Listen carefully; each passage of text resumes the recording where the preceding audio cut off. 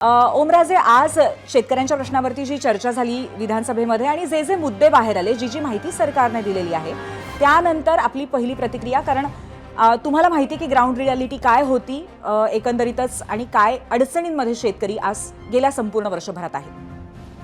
मला वाटतंय शेतकऱ्याकडे बघायचा दृष्टिकोन किती असंवेदनशील आहे सरकारचा, हे सगळं ह्या चर्चाच्या माध्यमातून त्या ठिकाणी समोर येत आहे. कदाचित आता मी विरोधी पक्षात असल्यामुळं माझ्या बोलण्याला राजकीय अर्थ काढून प्रत्येक जण त्या ठिकाणी बघतील. पण खरंच त्या शेतकऱ्याच्या घरी काय अवस्था आहे, काय परिस्थिती आहे, ह्याचं आकलन मला वाटतंय सत्तेतल्याही माणसानं करणं गरजेचं आहे आणि विरोधातल्याही माणसानं करणं गरजेचं आहे. अतिशय भयंकर अशा परिस्थितीतनं ते शेतकरी जात आहेत. मला वाटतंय मराठवाड्यामध्ये ज्या अतिवृष्टीमुळे पूर परिस्थिती निर्माण झाली आणि ज्याच्यामुळे शेतकऱ्याचं अतोनात नुकसान झालंय, त्याच्यातनं उभा राहण्यासाठी शेतकरी त्या ठिकाणी मदत मागत होता. स्वतःचा प्रपंच चालवण्यासाठी, जगण्यासाठी शेतकरी त्या ठिकाणी मदतीची आशा लावून सरकारकडे बसलेला आहे.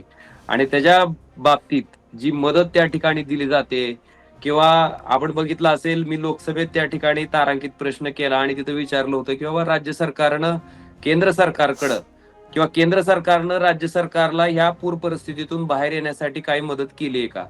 तर त्या ठिकाणी स्पष्टपणे केंद्र सरकारच्या मंत्री महोदयाचं, जे गृह राज्यमंत्री आहेत, त्यांचं उत्तर स्पष्टपणे होतं की राज्य सरकारचा कुठलाही प्रस्ताव अद्यापपर्यंत केंद्र सरकारकडे आलेला नाहीये आणि राज्य सरकारचा प्रस्ताव केंद्र सरकारकडे आल्याच्या नंतरच त्याच्या बाबतीत विचार केला जाऊ शकतो. मला वाटतंय इतक्या असंवेदनशीलपणे शेतकऱ्याच्या प्रश्नावर कुठल्याही सरकारनं बघू नये, इतकी माफक अपेक्षा एक लोकप्रतिनिधी म्हणून निश्चितपणे माझी आहे. आणि आता जे काही झालं असेल ते असेल, पण किमान राज्य सरकारनं तो प्रस्ताव त्या ठिकाणी तातडीनं केंद्र सरकारकडे द्यावा.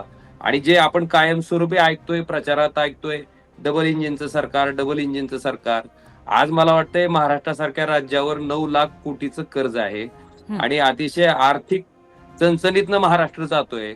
अशी परिस्थिती असताना ह्या पैशाची गरज सर्वाधिक ही मला वाटते महाराष्ट्रातल्या राज्य सरकारला होती, शेतकऱ्यांना मदत करण्यासाठी होती. आणि तशा पद्धतीनं तो प्रस्ताव तातडीनं या ठिकाणी द्यावा. मोदीच्या दरबारी त्या ठिकाणी वजन आपल्या राज्यातल्या मुख्यमंत्री महोदयांनी, सगळ्या नेते मंडळींनी लावावं आणि जास्तीची मदत शेतकऱ्यासाठी केंद्रातनं राज्यातल्या बरोबर, कारण शेतकऱ्यांसाठी आता या आणावी क्षणी ही अपेक्षा अजूनही आहे. शेतकऱ्यांना भरपूर